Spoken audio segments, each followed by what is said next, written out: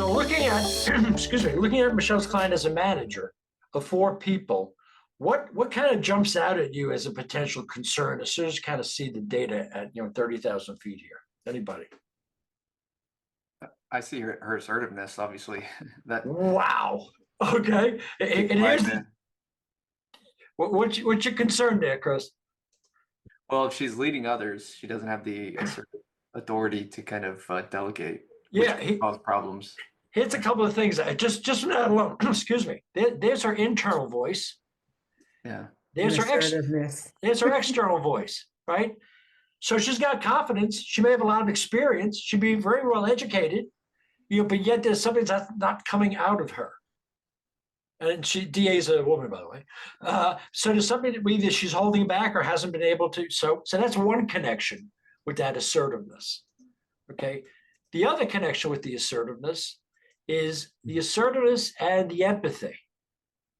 All right. Because I consider assertiveness and empathy, those are the 2 feedback lines. Assertiveness means you call me up and you say, John, I don't know how to open up this file. I don't know next steps to the process. What should I do? And I say, Chris, here's what you do. Step 1, step 2, step 3, that's being directive, right? Can she do that? I think so. Okay, I think so, because part of that assertiveness, I don't know her level of experience in the job right now. And if I remember, do you remember at all, Michelle, in terms of the way she talked about the job? Well, she's been in the company for 11 years and she started as a receptionist. Right. So she's moved through several roles and is in many respects really thrilled to be a manager, and grew up in a culture and the role she grew up in a culture where she has taken the lead a lot in her family, and she's very much accustomed to saying yes to everyone. And it has resulted in her doing a lot of the work of the team members, the people who were formerly her peers, who are now her directs. So she's working a lot and very, she has a hard time saying no. She also has a hard time standing up for herself when things do not go well, and tends to pretty quickly devolve into an emotional release that looks like crying at work on a regular basis. What else can I say about her? Without going away from the EQI, she was shocked at some of the feedback she got during the 360 process. Oh, really? Yeah, she was really shocked.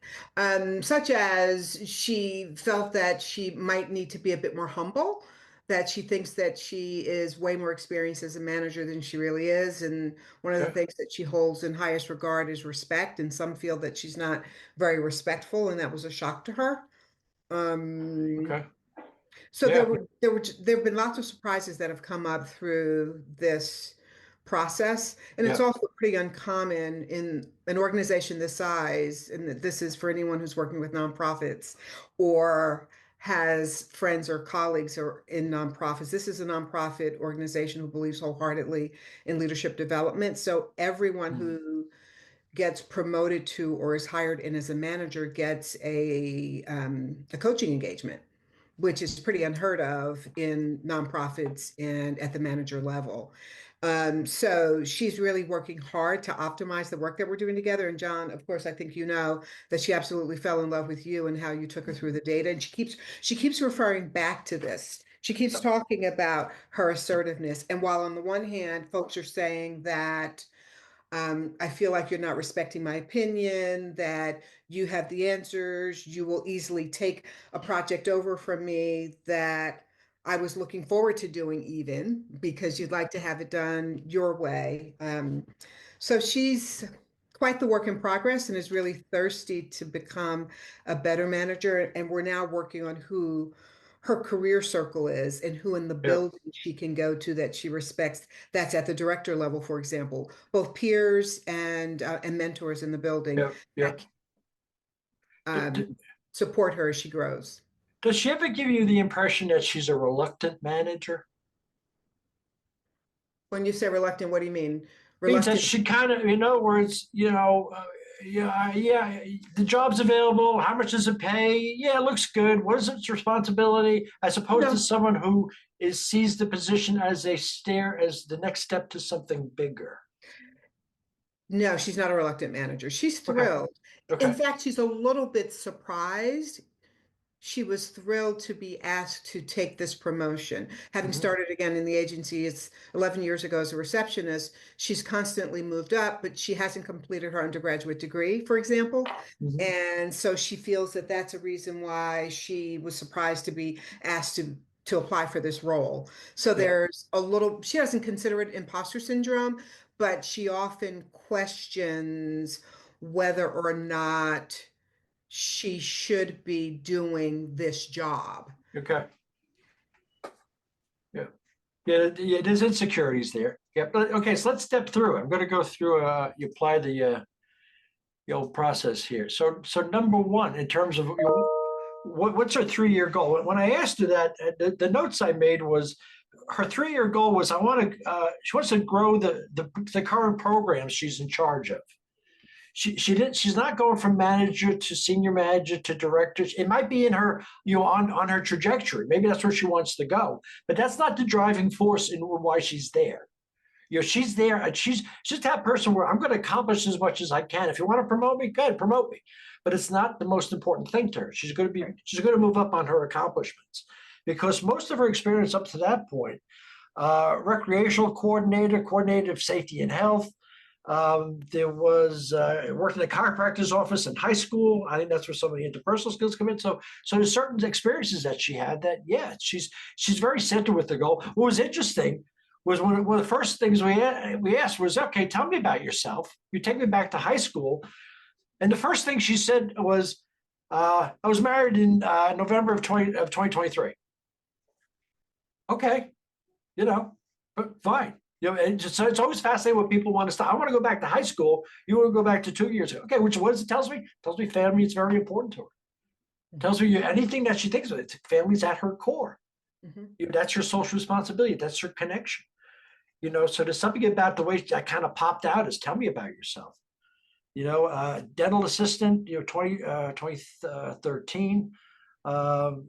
Not feeling comfortable in certain work environments. So, emotional self-awareness was there. She has a good, strong emotional kind of self-awareness on those environments that will work or not.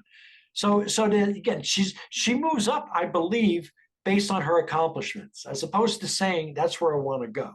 Right. And all because, stop me if I'm wrong, she had to get some encouragement to take on this current job. She absolutely did. She was encouraged to apply. Yeah. Yeah, so and supported by she has a nice network of people internally to kind of help her get there, which is important. The next part is that inner voice. How would you define it, Michelle? Yeah, it's kind of hard to describe. Given she's a young woman, she got married when she was in high school, by the way, John. That's probably part of it. She was looking for judgment. She was looking for me to go, Yeah, you got married when she was in high school. That Yeah, can't happen. she was a young mother, and she's very proud of the adult woman she has become. You bet. And so her regard for herself is higher than she lets on, right? She's proud of herself. Yep. She's proud of the adult that she's become. She's less proud of the professional she's become because she feels that she has so much more to prove. Okay. Okay, and that's where those insecurities reside. Right. What does she see the gap between here and her future? And it's up to her to kind of start spelling that out. Emotional self-awareness. It's funny. Every once in a while, I see a score. She seems stronger than that score. I felt she was more. There was more confidence present Mm-hmm. than 100. You know what I mean? So sometimes it's the question. Sometimes it's me as a practitioner disagreeing with the score. I'm allowed to do that. Mm-hmm. Because I think she's being a little bit stronger. So what does that mean? It means it's sometimes that's an attractive quality in organizations. It means you carry that executive presence with you. There's something about that experience and that confidence that comes across. She's the kind of person where she might not know it, but she can learn it. So that confidence, I think, is what people pick up in her as well. and it's real. I think there's a level of, that's what it is. That's what the scores say to me. When I see that balance there, that's what I see as authenticity. Mhm. It's like the external brain is matching the internal conversation. There's this balance between the two. Once I see this start inching up higher, that's where the imposter syndrome resides. Mhm. That's what people show up. Like I can show up very strong, just don't ask me to make those decisions. I'm Right. not going to do that. Where she's going to make the decisions in line with what she feels because she knows what's expected of her. In fact, even to go to a step further with her, she also has the connection with independence, which means she makes decisions that she feels comfortable making. In other words, she's not a power monger. Some people want to take on that power. She's not an empire builder either. No, yeah, the way she makes decisions, I'd imagine, based on the data, is she knows how to build consensus. Very collaboratively. Yeah, and that culture, working with other nonprofit professionals, you can't be a gunslinger there. You got to be able to share, collaborate, coordinate. You state your case, push back when you need to, in a constructive way. But there's something about so there's a lot of elements there. The one that keeps coming back to is, I think, that external voice. In fact, we even said to her, stop me if I'm wrong, I think you said to her, DA, do you go in and out of meetings without saying anything? And she goes, yeah, how'd you know? Because I'm brilliant. No, because that's that assertiveness. It is the thing. I can point out, you might be the smartest person in the room, right? There's something about her where she has that confidence level. She could do a lot. She could be the smartest person, but she's not going to be the loudest. Absolutely correct. Right?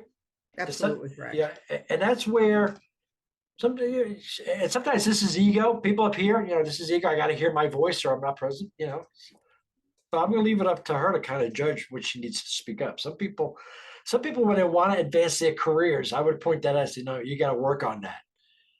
For DA, it'll come when it comes, because I think there's a certain amount of, I don't know, rhythm that she's creating to her own career here. Some other things. Let's see. What else we learn about her? Executive presence. Yeah, that's sort of that balance. She's got a general presence. I would lean towards strong. I think it's stronger than that. In terms of, she can read the expression on her face. That's where that honesty is.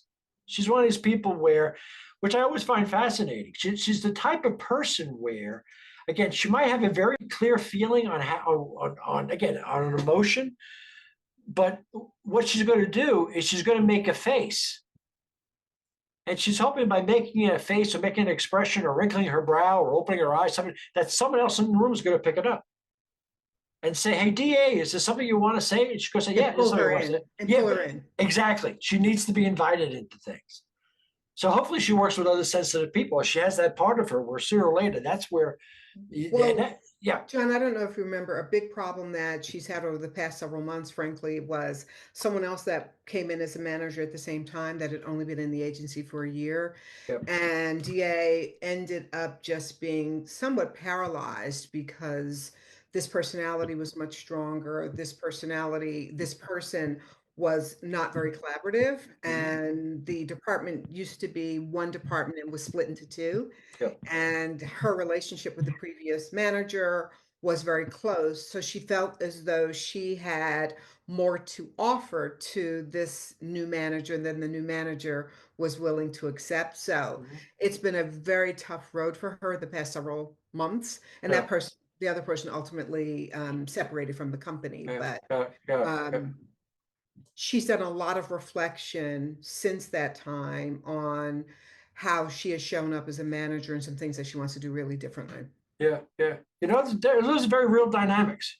It's something that, I could see how those are all different areas of influence over, which I can appreciate. What else we got here? We got good listening. Again, that was that feedback style. This is what this is burnout country. Right, because she'd rather do the job than assign it to somebody. That's right. She doesn't want, and this is where she's terrible at giving feedback. We talked about her being a non-directive coach. She can do it, but it's kind of you're leaning to her favor. This is where, again, she could be directive if she has to be, but this is much where that non-directive is where her preference lies.